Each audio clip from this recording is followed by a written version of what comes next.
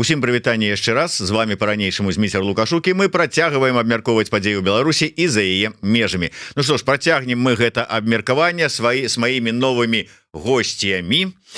Гэта прадстаўніца па справах моладзі і студэнцтва аб'яднанага пераходнага кабінета Маргарыта Ворыхава. Прывітанне, Марго.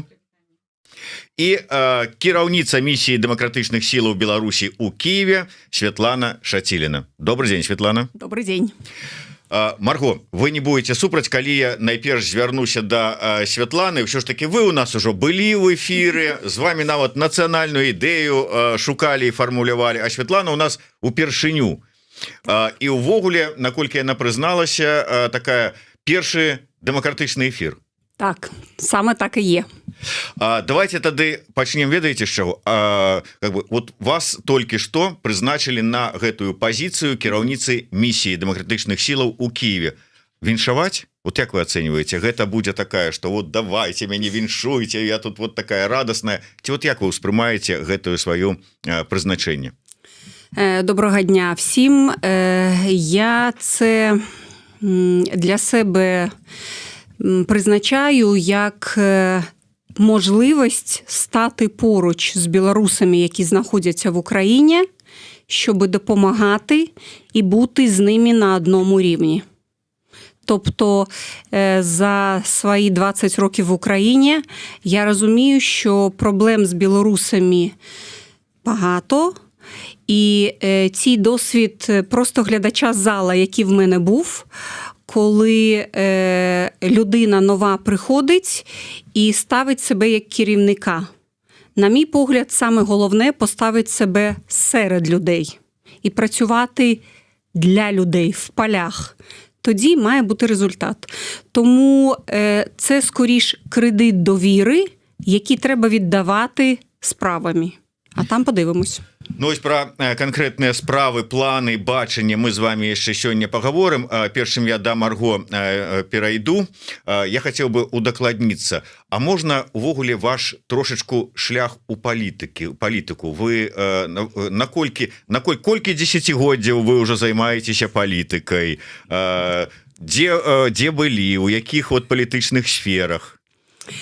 Якщо так з гумором до цього віднестися, то коли я була дитиною, то була дуже занурена в політику, і мене навіть у дворі називали Свєтка політика.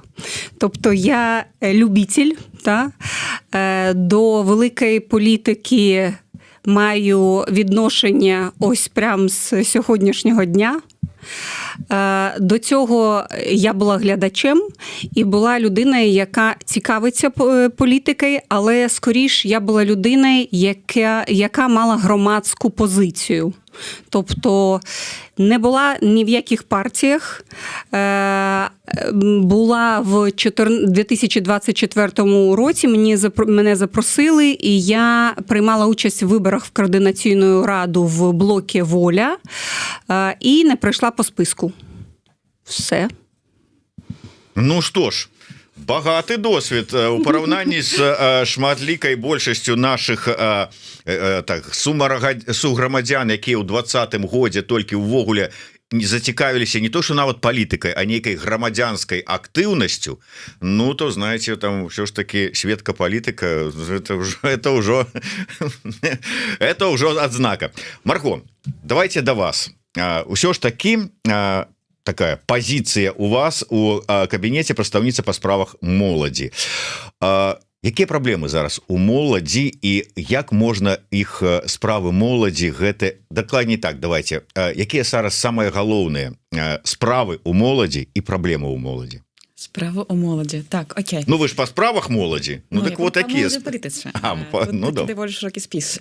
Ну, па-першае, у Беларусі і ў за мяжой там большасць адсоткаў праблемаў супадае. Першае, гэта дасяг да магчымасцяў, магчымасць навучацца, магчымасць атрымаць добрую працу, магчымасць весці годнае жыццё. Гэта такая самая прыярытэтная для мяне зараз такі накірунак дзейнасці, каб палепшыць становішча моладзі агулам. То бок даць магчымасць, напрыклад, моладзі з Беларусі паступаць у замежнае ВНУ, даць магчымасць моладзі, якая ўжо з'ехала з Беларусі, атрымоўваць, напрыклад, дасяг да працы, супрацоўнічаць атрымоўваць досвед у гэтай працы і накшталт атрымоўваць легалізацыю, то бок усе тыя праблемы, якія ёсць зараз таксама у агулам грамадства беларускага і ў Беларусі, і за мяжой, яны датычацца моладзі таксама. Але можа вось такі аспект, што большасць моладзі гэта фінансава ўразлівая група, якая патрабуе і мае такі вугал менавіта гэтых праблемаў больш рэзкі з-за таго, што яны не маюць гэтай фінансавай падтрымкі. Большасць з іх, вось мы, напрыклад, маем такую групу моладзі, якая залежная ад сваіх бацькоў, але, напрыклад, бацькі не падтрымліваюць дэмакратычны настрой, то бок яны вымушаны зусім быць без нейкай фінансавай падтрымкі і выжываць па сутнасці як грамадзяне Беларусі. Марго, у мяне тут будзе зараз такое пытанне, яно ў прынцыпе вам абодвум, тому что оно как бы з двух таких частак будзе, але учора в прынцыпе ад вашай каляжанкі Лизы Прокопчык прогучала фраза про тое, что как бы нават якія-небудзь там студэнты у БДУ больш уплыву на сітуацыю у Беларусі, адпаведна уплыву на вырашэнне праблемаў там ці разуменне праблемаў моладзі маюць больш, чым усе структуры дэмакратычных сілаў разам узятыя. З гэтага пункту гледжання да вас будзе пытанне, што рэальна вы асабіста, кабінет, офіс, координацыйная рада могуць зрабіць для вырашэння праблемаў моладзі. І да вас, Светлана, будзе фактычна тое ж самае пытанне, але з іншага ключа, тому что я сёння прачытаў такую фразу, не буду хаваць ад каго, у Францкевіча, про тое, что ні кабінет, ні офіс, ні місія дэмакратычных сілаў рэальна дапамагчы і ўплываць і змяніць сітуацыю беларусаў ва Украине, беларускай дыаспоры, не ў стане, не можа. Так вот, будзе вот одно пытанне про магчымасці структур дэмакратычных все ж таки вырашаць гэтыя пытанні моладзь і дыаспора. Давайте, Марго, давайте з вас адразу. Рэальныя змены. Ну, менавіта, можа, з палітычнай кропку гледжання у беларускіх дэмсіл павінна была б быць магчымасць мяняць законы, якія ўплываюць і даюць магчымасць моладзі ў Беларусі атрымоўваць гэта дасяг даходнага жыцця. Такой магчымасці мы не маем, але мы можам прадаставіць іншыя магчымасці. Напрыклад, для беларусаў у Беларусі мы даем магчымасці паступаць за замежную ВНУ. То бок там вырашаем іх праблемы з дакументамі, з легалізацыяй, з фінансавымі праблемамі. Вырашаеце? Вырашаем. Вот зуб даеце, вырашаеце. Так, вырашаем. Напрыклад, вось быў такі кейс настрыфікацыю гэтым годзе ў Польшы, калі вось у першай палове года 24-га мы ведалі, што беларусы, якія паступаюць у польскі ВНУ, яны сутыкаюцца з даволі вялікай колькасцю праблемаў з гэтымі рознымі требаваннямі ў розных рэгіёнах, з невырашэннем там нейкіх праблемаў з дакументамі, вялікай колькасцю пытанняў па таму, якія можна экзамены здаваць там па языкавыя менавіта, якія сертыфікаты можна прыносіць на гэтых інстытуцый, і як гэтыя сертыфікаты спраўджваць, то бок як праходзіць менавіта гэты працэс настрыфікацыі. І вось мы дабіліся таго, што гэтыя змены былі ўнесены ў польскае заканадаўства пасля паўгадавой працы не толькі беларускіх дэмсілаў, але таксама студэнтаў, актывістаў, актывістак з розных арганізацый. Мы дабіліся зменаў, то бок рашэнне ёсць.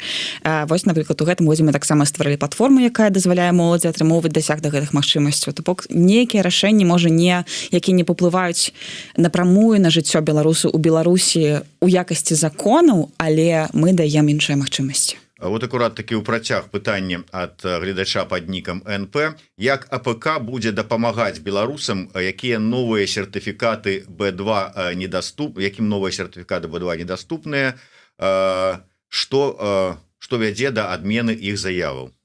Так, гэта такая новая праблема ў Польшы, з якой сутыкаюцца зараз беларусы і ўсе замежныя студэнты агулам.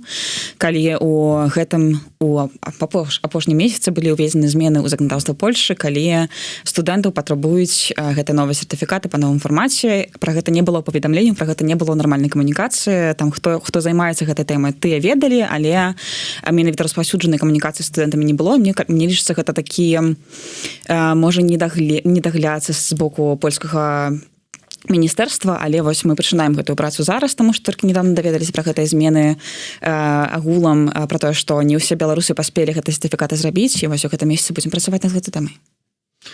Дзякуй, Светлана. Моя точка зору така. Перше, я би виділила те, що, на мій погляд, в Україні повноцінної діючої діаспори білоруської немає. Я дивлюсь, як свої питання вирішують, наприклад, інші діаспори, там, азербайджанська. Ти точно знаєш, кому ти можеш позвонити, тобі допоможуть, скажуть, що робити, але і член діаспори розуміє, що він член діаспори і щось для цього робить. Це до того, що я хотіла би стати, як я кажу, в поля для того, щоб білоруси, які є всередині країни, зрозуміли, що від них теж залежить. І вважаю, що моя місія в тому, щоб бути, скоріш, медіатором.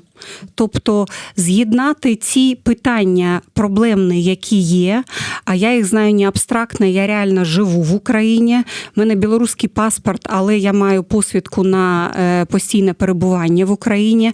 Я знаю, як його отримувати. І бачу своє завдання в тому, що спочатку от повернусь і прям роблю собі покроковий план. Зібрати людей з активної громадської позиції. Ті, хто хочуть щось зробити для білорусів в Україні. Сісти за стіл і очі в очі поговорити, що ми можемо зробити. Я свій статус хотіла би використовувати для того, щоб адвокувати ці проблеми перед українськими владами. Але щоб їх адвокувати, треба розуміти, в чому саме полягає проблема. Бо слова, які лунають, проблеми з легалізацією, проблеми з добровольцями, проблеми з тим, з сім. Треба розібратися, в чому саме полягає проблема. Проблема в неінформованості, наприклад, білорусів, що робити, тоді треба робити інформаційний ресурс, типу чат-бота. Кому робити? Тобто я так і вважаю, що я маю зібрати інформацію сісти, спитати у офіса і у АПК, яких я представляю, які ресурси я маю мати для цього, буду мати для цього, і користуючись цими ресурсами, спочатку, можливо, на волонтерських засадах, спробувати систематизувати проблему, потім адаптувати її в такий спосіб, який буде зрозумілий українським владам, подати це в письмовому вигляді, отримувати відповідь, і якщо відповідь буде не задовольняти, далі використовувати знов ж таки можливості голови місії для того, щоб цю проблему адвокувати. От так я це бачу. Кіраўніца Ланкі сказала, что калі з вами размаўляла на одной з канферэнцый і пералічылі праблемы, якія паўстаюць перад беларусамі, вы сказали штосьці кшталту такого, что ну тут Украина, тут свае законы, тут свае правілы, тут свае как бы вот нюансы, як пытанні гэтыя вырашаюцца, і трэба не горда там ісці змагацца там за там вырашэнне там ці адстойванне ці змену законаў там на карысць беларусаў там ці яшчэ што-небудзь, а как бы падстройвацца пад існуючую сітуацыю. Яна кажа, што гэта неправільны падыход. Що ж таки, як вы лічыце, як вырашаць пытанні? Гэта дамагацца змены заканадаўства, ці там новае заканадаўства нейкае, ці яшчэ нейкія рашэнні, каб прымалі па беларусам, ну калі там ёсць праблемы з легалізацыяй, праблемы там з банкаўскімі там рахункамі, там яшчэ якія там пытанні датычныя добраахвотнікаў і гэтак далей. Вот як іх развязваць? Шукаць шляхі, каб знайсці магчымасці у існуючай там вот сістэму так как-то вырашыць, ці спрабаваць мяняць пад сябе. Як? На мій погляд, треба розуміти контекст. Принаймні, я не згодна з тим, що є правильне рішення і неправильне. Є дієве рішення або недієве.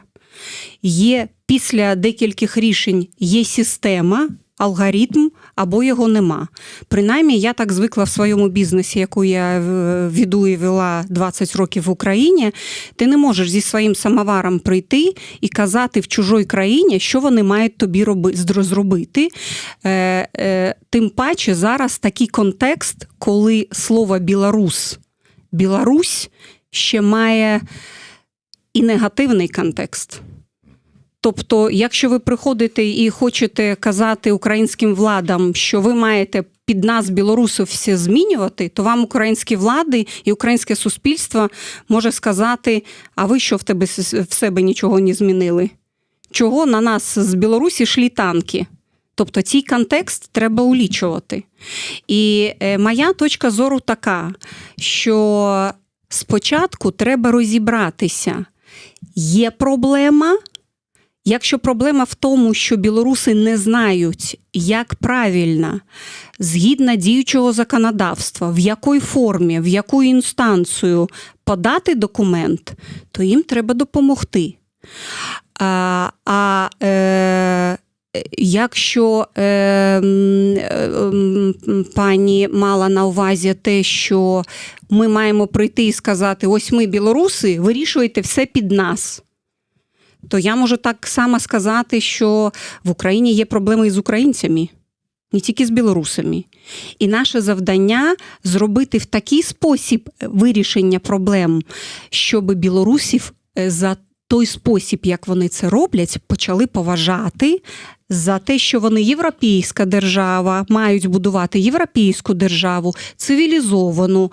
Якщо тут мається на увазі, чи ми хочемо використовувати корупційну складову? Ні, не хочемо використовувати корупційну складову. Ми хочемо спочатку зрозуміти, чи проблема дійсно є.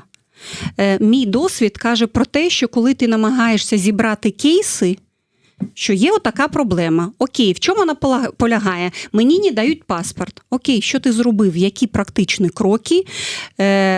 Як ти зв'язувався, листувався з українською державою, які відповіді отримав? І коли я бачу, що відповідь така, що ми приходили, поговорили і пішли. Ну так з державою не спілкуються. Тобто нічого страшного. Тобто ми маємо навчитися, і я хочу допомогти навчатися, спілкуватися з державою України, поважати законодавство України, але і допомагати білорусам, українцям зрозуміти білорусів, а білорусам українців. Отака моя позиція. Дякую. Марго, табе пытанне ад вожыка-патрыёта. Як Марго ацэньвае ўзровень зацікаўленасці беларускай моладзі да мінулай канферэнцыі? А я ввогуле пашыру і ўвогуле да сённяшні ўзровень зацікаўленасці моладзю палітычнай дзейнасцю дэмакратычных сілаў і ўвогуле палітыкай. Вот ёсць якія-небудзь там веданне, адчуванні, можа сацыяльнае даследаванне, сацыялагічнае? Менавіта даследаванне па моладзі я не бачыла, на жаль, пакуль што, але мы памятаем вось гэтыя вынікі. Ну, як можна ацаніць зацікаўленасць канферэнцыі? Па-першае, гэта прагляды трансляцыі, так? Мы памятаем, што там было каля 200-300 чалавек, якія глядзелі. 38 тысяч, мы памятаем. Прапагандзе нават спадабалася вельмі гэта. Так, ну там, так. Просто невядома, які адсотак з гэтага быў моладзі менавіта, таму мне вельмі цяжка ацаніць па гэтых дадзеных, але можам ацаніць па таму, якую колькасць звароту мы, напрыклад, атрымліваем. Да мяне звярталіся асабіста за гэтыя годы там каля 500 чалавек, якія ведаюць пра тое, што ў мяне такая пасада, якія ведаюць, што для мяне можна звярнуцца, якія ведаюць, што мы вырашаем нейкія праблемы, дапамагаем беларусам. Таму можам таксама звярнуць увагу на тое, які ў нас, напрыклад, дадзеныя па соцсетках. Там на маіх тиктоках па 700 тысяч праглядаў, на маім інстаграме там штомесяц собираецца там па 15 тысяч праглядаў. І гэта большасці сваёй гэта моладзь Беларусі. Ці можа гэта транслявацца на ўсе дамсілы, не ведаю, але моладзі цікава і цікавы тыя, хто дапамагаюць ім вырашаць іх праблемы. Таму ў гэтым моменце магу сказаць, што яны цікавяцца тымі, хто іх прадстаўляе, яны ведаюць пра тое, што дамсілы ёсць, яны давяраюць дамсілам у некаторым адсотку і ведаюць, што калі яны звярнуцца да нас, то могуць атрымаць адказ хаця б.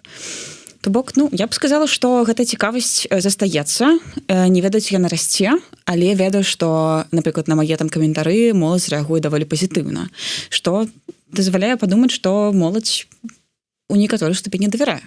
То бок, можа быць, моладзь і не асабліва цікавіцца агульнай дзейнасцю дэмсілаў і палітычным складнікам, але калі справа тычыцца іх канкрэтна меркантыльных моладзевых пытанняў, то...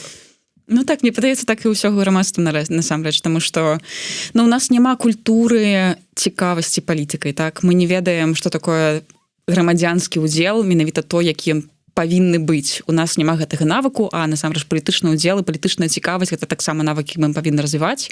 І можа ён развіваецца і калісь насамрэч праз гэтыя меркантыльныя нейкія падыходы, меркантыльныя інтарэсы, але калі мы праз гэта зможам пабудаваць дэмакратычныя настроі ў грамадстве, я толькі рада. Яшчэ одно пытанне ад Вожыка, да абодвух будзе, атрымліваецца ваше бачанне. Ён пытаецца, а ці ёсць у Марго і Святланы кропкі, у якіх яны перасекаюцца і могуць неяк узаемадзейнічаць? Моладзь ва ўкраіне ёсць? Не, ну, конечно, моладзь ва ўкраіне ёсць. Тут маецца на ўвазе, можа быть, там беларуская моладзь, там ці ёсць якія-небудзь пытанні, якія вы сумесна маглі бы там нейкім чынам вырашаць, дапамагаць ім вырашаць? Святлана, як вы бачыце? Я з великим задоволенням, як новічок в цій справі, контактую і зараз намагаюся зібрати всі контакти, тому що, на мій погляд, для того, щоб бути ефективною, спочатку треба вивчити питання. Ну, так в бізнесі для мене. Ти маєш спочатку вивчити питання, потім зрозуміти, якими контактами, ресурсами ти можеш користатися, і далі вже вміння ці контакти реалізовувати в справу. Але для мене, як для людини бізнеса, є пріоритет в тому, що треба красиво говорити, так, але треба те, що ти хочеш себе просувати через справи. Коли ти робиш справи, за тобою з'являються люди. Не маєш справ, можеш тільки красиво говорити, це може скінчитися по-різному. Тому я відкрита і впевнена, ми вже обмінялися контактами з Маргаритою, і я сформую ці питання, які будуть, і з задоволенням я бачу в очах, що є бажання теж зі мною співпрацювати, тому так, звичайно. Я б таксама пагадзілася, так, ёсць настрой на супрацу. Я ведаю, што ў беларускай моладзі таксама ёсць запыты, якія можна вырашаць ва ўкраіне, і таксама з універсітэтамі, з адукацыяй, з працай, ведаю, што там даволі ёсць нейкія пытанні з легалізацыі. Я не укладнялася ў гэтае пытанне, але буду вельмі рада даследаваць гэтую тэму. Гэта першая шапачка мая, як моладзевая прадстаўніца, ёсць іншая. Я таксама член дэлегацыі ў парламенцкай асамблеі Рады Еўропы, і мы там таксама спілкуемся з украінскай дэлегацыяй. Таму буду вельмі рада таксама паспрацуючы гэтым накірункі і дапамагчы вырашаць нейкія пытанні праз гэты канал менавіта міжнародны. Як я казала, це кредит. Кредит треба буде віддавати. От я на це налаштована. Тут абмяркоўваюць, чаму прадстаўніца дэмакратычных сілаў у Кіеве, беларускіх дэмакратычных сілаў, гаворыць па-украінску і пытаюцца, чаму украінку прызначылі на гэту пасаду. Ну, Святлана ўжо сказала, што яна беларуска, скончыла ў Мінску Мінський медичний інститут. Я поясню, чому. Я вільно читаю, чую, все розумію білоруською, навчала її в школі. З 22-го року принципово не розмовляю російською, нічого не маю проти цих людей. От як правильно тут написали, може вона просто не хоче російською мовою говорити. Так, це так і є. Я навіть в биту розмовляю українською мовою, не розмовляю російською. Якщо треба пояснити чому, то контекст війни. Да? Тобто я бачила русські танки, я бачила русських військових там за 10 метрів від себе, і це внутрішня емоційна позиція. Російською не розмовляю. Даю прилюдну обіцянку, що через півроку ви маєте почути мою гарну білоруську мову. Отак. Так. Як это кажуць моладзі, запомніце этот твіт, да? Мы запомнім гэта ўсё. Тым больш, што мне учора Святлана расказала такую цікавую, але і павучальную гісторыю, як у яе на фірме была назва па-расейску. Да. І прийшла, як там, мовна інспекція. В нас є прям інституція в Україні. Це інституція, яка захищає державну українську мову в Україні. І я вважаю, що це абсолютно нормально. Є процедура, по якій на моєму офісі були ще 20 років тому надписи російською. Там типу відпочинок там, сям. І до мене прийшов офіційний лист мене викликали, тобто хтось з українських громадян написав, що є такий публічний надпис, мене викликали, і я мала це зняти і переробити свій сайт теж на українську мову. Я зробила ці речі і маю попередження. І коли я розмовляла з новою очільницею голови цього підрозділу українського, в неї, до речі, теж я була першою, вона вперше мала таку справу, вона була призначена тільки. І ми з нею обмінялися думками про те, що безумовно, в Україні українську мову треба захищати, але, можливо, трішки пріоритети по-іншому розставити. Може, не з туристичних кампаній починати, а там з телеграм-каналів або колаборантів нас теж ніхто не відміняв. Тому абсолютно слушне запитання, чому пані не розмовляє білоруською мовою. Розумію, що це точно пріоритет, що без білоруської ідентичності, от така в мене особливість, таке життя. Я білоруска 20 років живу в Україні і відчуваю себе білоруською.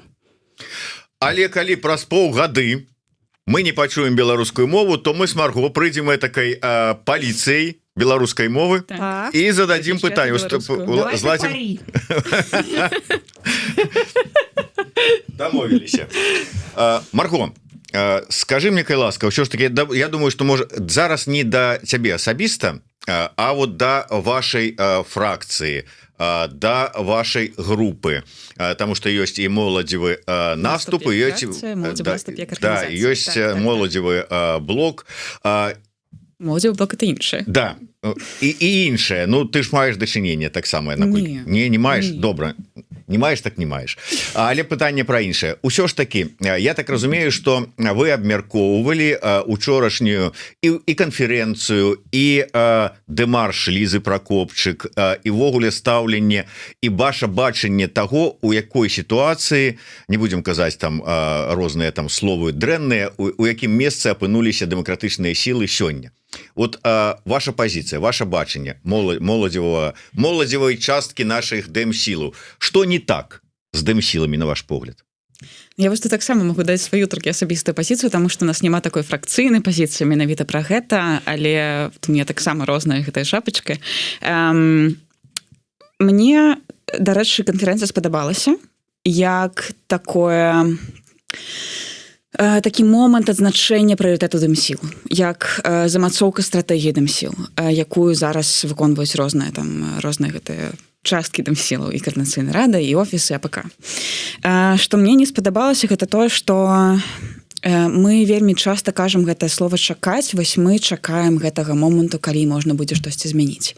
І мне падаецца, гэта можа неправільны фрэйм таго, што мы робім. Па-першае, таму што мы не чакаем, а мы не толькі проста вось у гэтым моманце і такім закансерваваным статусе чакання вось гэтых пераменаў, мы для гэтага штосьці робім. Нам пра гэта трэба таксама гаварыць. Гэта першая частка. Другое, мне падаецца, што мы у гэтым годзе бачылі такую даволі яркую карцінку таго, што не ўсе прадстаўнікі розных арганізацый выбралі для сябе важным прысутнічаць на гэтай канферэнцыі. Мы бачылі, што не было, напрыклад, Кавалевскага, мы бачылі, што не было Тацяны Хоміш, мы бачым, што не было Гарбуновай, мы бачылі, што не было Шрайбмана і іншых персонаў, скажем так. Вось хтосьці выбраў не ісці на гэтую канферэнцыю. Мне пытанне, чаму гэта так адбылося? Я не ведаю асабістай пазіцыі, я ведаю, што мы заклікалі гэтых персонаў там быць, але вось яны выбралі сябе там не быць. І для мяне вось я просто назірала за рознымі панелямі, за дэбатамі таксама, якія былі там між Кравцовым і Жыгарем. Для мяне быў такі вельмі паказальны момант таксама. Там таксама было шмат эмоцый ад нашай фракцыі, якія прадстаўлены былі Лізай. Але для мяне, мне падаецца, мы зрабілі такі першы крок для вось гэтага дыялогу. Мы запрасілі людзей да дыялогу, але гэтая прапанова была не прынята. Чаму? Таму што можа, людзі не адчуваюць сябе там бяспечна. Можа, яны не бачаць для сябе там нейкай выгады. Можа, яны не бачаць, што гэтыя дыялогавыя пляцоўкі, якія мы ствараем для таго, каб размаўляць адно з адным як дэмакратычныя сілы, яны не з'яўляюцца дыялогамі. І я не здзіўлюся шчыра, калі наступным годзе ніхто з гэтых людзей не прыйдзе на канферэнцыю «Нова Беларусь». Таму што то, як мы ставімся да тых, хто выражае іншае меркаванне, мне шчыра не падабаецца, таму што мы вось бачылі гэту рэакцыю залі, якая была 100% супраць там аднаго з бакоў там дэбатаў і адной часткі там з гэтай панелі, якая была з каардынацыйнай радай. Мы не паказалі гэтым людзям, што мы гатовыя прыняць іх меркаванне, што мы гатовы яго абмеркаваць і прыйсці да нейкага, можа, калі не там пагаднення, але што мы гатовыя да гэтага працэсу. І мне вось таксама такое, я просто думала учора пра гэта, калі мы не можам нават запрасіць да дыялогу і менавіта паразмаўляць адно з аднымі як дэмакратычныя актары, то што мы гаворым пра дыялог з рэжымам? Про які нацыянальны дыялог мы гаворым, да? Так. Ці мы гатовыя да іншых меркаванняў. Я асабіста так гатовая, просто для мяне такое пытанне, вось які вобраз мы ствараем, як мы на гэта рэагуем, і ці даем мы гэтую прастору для іншых меркаванняў. Святлана, а ви згодныя з гэтым? Абсолютно. В мене було вчора досвід, я була зранку на одній з панелей, скажімо так, там, де ми мали поставити завдання і його вирішити потім це завдання. І для мене було незвичним те, що коли тобі ставлять завдання, то частина людей уходить від завдання, починає весь час щось обговорювати. От я б сказала, що у білорусів те, що я побачила поки, є багато, вони 70% щось обговорюють. Коли в тебе є хвилина, за хвилину треба сформулювати дію. Дай, будь ласка, відповідь. А людина починає ділитися своїми думками. Ми й кажемо, ні про думки зараз, дай свою відповідь. Тобто, напевно, це треба час. Там праця зі скандинавським ринком за 20 років мене навчила, що дитина не може народжуватися за 3 місяці. І я за своєю освітою неонатолога теж це знаю. Вона буде недоношена, та? Вона буде неповноцінна. Так, напевно, білорусам треба час для того, щоб вибудувати політичну культуру, коли це абсолютно нормально, що я маю таку точку зору, ви маєте таку точку зору, Сподарня Маргарита має 3-ю точку зору. І це нормально. Наше завдання тих, хто прийшов і хоче намагається представляти інтереси, почути ці 3 точки зору і намагатися або переконати когось, що точки зору мають бути 2, а не 3, або пояснити свою позицію, чому так. Тобто те, що, наприклад, пані Тетяна казала мені, що вона вважає, що моя точка зору неправильна. Вона 100% має, по-перше, рацію мати таку думку. По-друге, в бізнесі так дуже завжди часто буває, коли одна людина чує іншу людину, вкладає в це один текст, а людина, яка чує цей текст, вкладає в це інший сенс. Тому треба сідати і говорити. І мені було не дуже дивно, скажімо, коли я побачила колишнього чільця фракції «Воля» Спадара Петрухіна, якого не пустили всередину. Ну там інші такі... Неважливо. Для мене преса, якщо вона преса, вона має прийти, в неї є от такі думки, вона так на це бачить, вона так бачить цю ситуацію, окей, вона має право висловити те, що вона бачить. Якщо вона не порушує певні правила проведення конференції, нема проблем. Він має висвітлювати це так, як він бачить. В нього є своя аудиторія. За ним стоять люди. Нехай люди побачать всередині те, що він хотів їм довести. Мені здається, що люди, які знаходяться, може частка людей, які знаходяться в демократичних силах, має вийти, як в Україні кажуть, з теплої ванни. Да, є різні думки. Да, вас називають і так, і так, і так. Якщо ви вирішили, що ви хочете і бути в політиці, це ваша карма. Маєте слухати, маєте рухатись з цим. Маєте чути людей. Інакше не йдіть в політику, йдіть в бізнес. Цалкам згодны вот тут з вашай думкай, нягледзячы на там стаўленне Петрухіна, умоўна кажучы, там да мяне асабіста, але я лічу, што павінна прысутнічаць усе. Вот, дарэчы, Марго, наколькі я ведаю, ваша кампанія, ваша фракцыя, то есть вы спрабавалі дапамагчы вырашыць гэтае пытанне з Петрухіным. Што там не так? Я таксама выходзіла ў аргкамітэт канферэнцыі «Новая Беларусь», таму магу пракідаць больш-менш афіцыйна. Было прынята рашэнне не пускаць Петрухіна на гэтую канферэнцыю не таму, што ён прадстаўляе нейкую не тое меркаванне, а менавіта таму, што ён у прошлы раз, калі праводзілася канферэнцыя, уже зачыненым фармаце было папярэджанне пра тое, што канферэнцыя не мае быць запісанай, таму што там прысутнічалі людзі, для якіх гэта было небяспечна. Там былі людзі з Беларусі, якіх не павінны былі бачыць ці чуць, асабліва запісваць. Пятрухін гэтае правіла парушыў. Ён запісаў усю гэтую канферэнцыю і мог скампраметаваць тых людзей, якія не ў бяспецы. І вось для мяне гэта такое, гэта проста непрымальна, таму што мы ўсе дбаем пра бяспеку, і мы менавіта гэта павінны мець як каштоўнасць і гэта ахоўваць. Калі ён гэта парушыў, то, прабачце, павінны быць нейкія наступствы. Не будем улазить глыбока ў гэтую сітуацыю, тому что я чытаў аргументы Петрухіна, ён там даводзіць іншае, з чымсьці я згодны, з чымсьці не згодны. Мне падаецца там, что у пэўных пытаннях ён не бачыць ці робіць выгляд, што не бачыць нейкіх канкрэтных аргументаў і фактаў. У іншым ён правы, але давайте да іншага. Святлана, я б хацеў вам задаць пытанне, я б яго не задаваў, але ўсё ж таки вы не такі ўжо недасведчаны чалавек у палітычным і грамадскім жыцці, як вы нам тут расказвалі. Насамрэч, вы-то былі як мінімум год намесніцай у Манько. То есть працавалі і ў курсе, в прынцыпе, збольшага дзейнасці як мінімум місіі. І з гэтага пытанне такое, мне яго задавалі і прасілі вам перадаць ваше бачанне. Чаму не атрымалася, чаму не дасягнулі тых узроўняў ці тых задач, тых мэтаў, якія ставіліся перад місіяй, чаму, нават там больш жорстка было сказана, да гэтага часу праца місіі была правальнай ва Ўкраіне? Абсолютно згодна з вами, що вона була провальною. Я не знаю, знову ж таки, я нова людина. Я, як лікар, маю не нашкодити.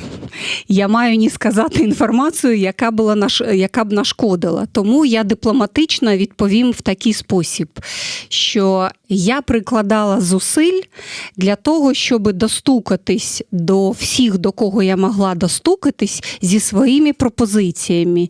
І можна спитати у певних особистостей в Україні, з якими пропозиціями я приходила, але на той момент це були зачинені двері.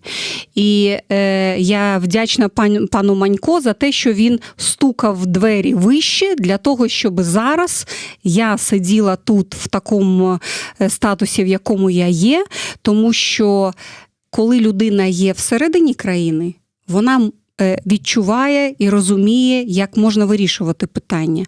Коли людина знаходиться поза Україною, то вирішувати українські питання доволі складно.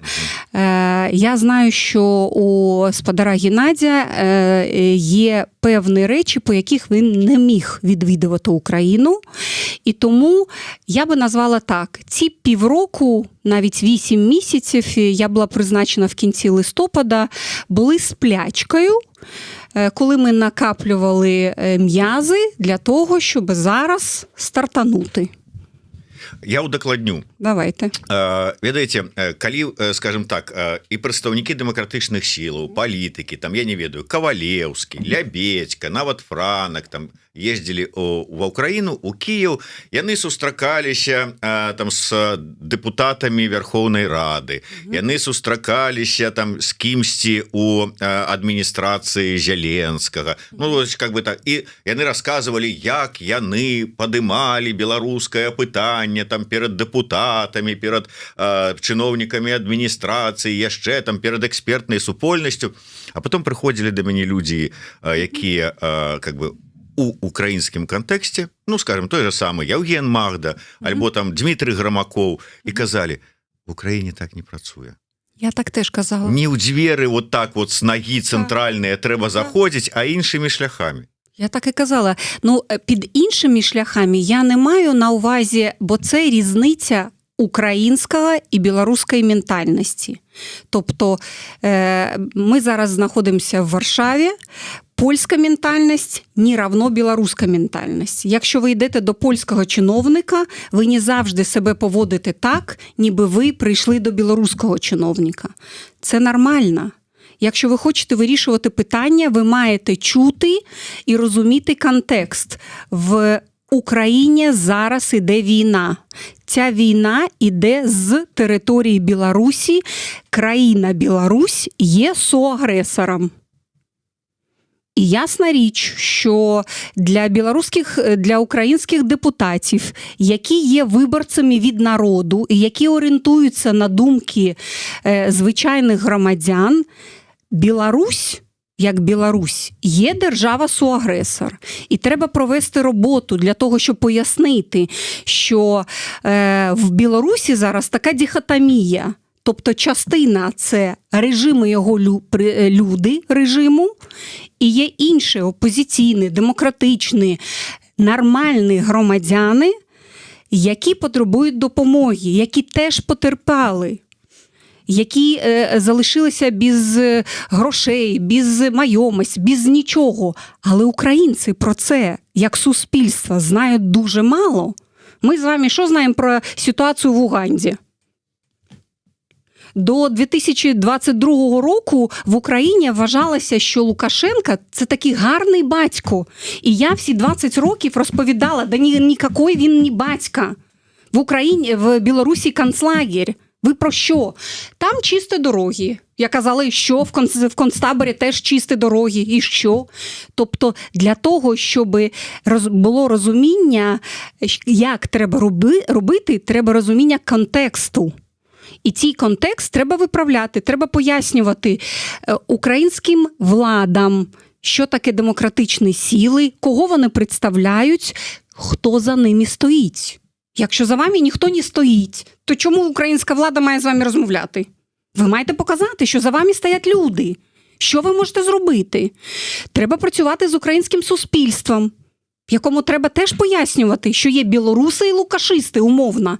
Хоча я б не стала розділяти людей, треба подумати ще про просто базове поняття, як називати Білорусь, яка гібридно окупована, ці наративи теж треба просувати. Звідки звичайний українець або державний чиновник знає, що Білорусь окупована інформаційно, економічно Росією? Звідки він має про це знати? Напевно, з білоруських ЗМІ. Давайте спитаємо у білоруських ЗМІ, скільки вони зробили ефірів або кого вони запросили, щоб ця повістка в Україні лунала. От і все.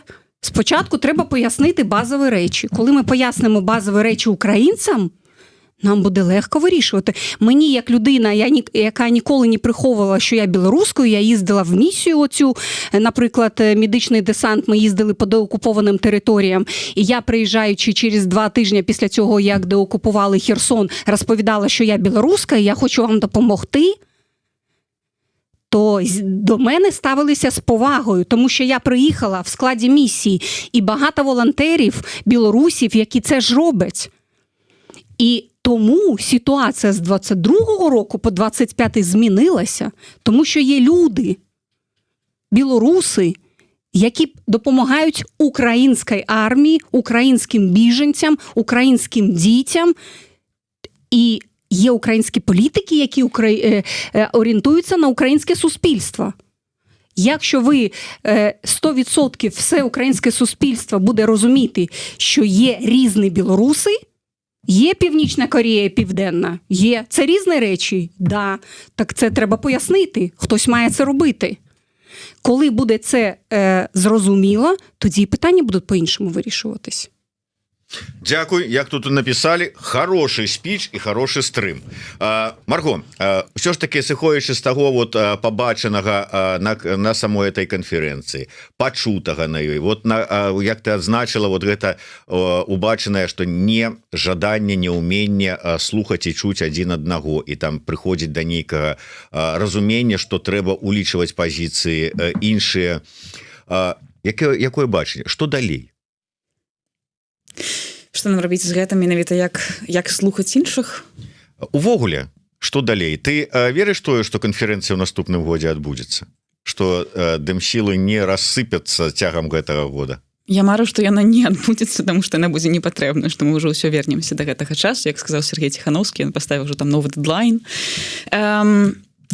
Я думаю, што так, адбудзецца, калі мы ўсё яшчэ будзем у гэтай сітуацыі, таму што ўсё яшчэ мы паказалі, вось, што ёсць гэтыя структуры, якія падтрымліваюць адно аднога, што ёсць каардынацыйная рада з рознымі меркаваннямі, што ёсць аб'яднаны пераходны кабінет, што ёсць новыя прадстаўнікі-прадстаўніцы, што ёсць і офіс таксама, і мы ўсё вось таксама была прэзентацыя, як адным з такіх вынікаў гэтай канферэнцыі была гэтая прэзентацыя структуры дэмсілаў, па якіх была адзначана, што ёсць дэмакратычныя сілы, як адзначаная супольнасць, якія падтрымліваюць адно аднаго, якія падзяляюць нашыя мэты, у якіх ёсць стратэгія, якія працягваюць працаваць, не гледзячы ні на што.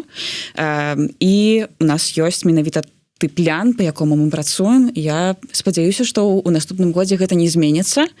Я ведаю, што былі гэтыя прызывы там ці патрэбны, ці не патрэбны там роспуск дэмсілаў. Я лічу, што не патрэбны, таму што мы ўсё яшчэ выконваем сваю працу. Сама распускацца не плануеце? Пакуль што не. Я думаю, калі б гэта рашэнне было прынята, яно было прынята на гэтай канферэнцыі, але мы ўбачылі, што даволі вялікая частка дэмсілаў, яны падзяляюць адну і тую ж стратэгію, яны яе ўсё яшчэ прытрымліваюцца, яны не плануюць спыняць гэтую працу, таму у мяне няма ніякага адсотку нават сумневу пра тое, што дэмсілы у тым у той структуры, якая зараз ёсць, яны застануцца яшчэ на нейкі час, пакуль яны будуць патрэбны.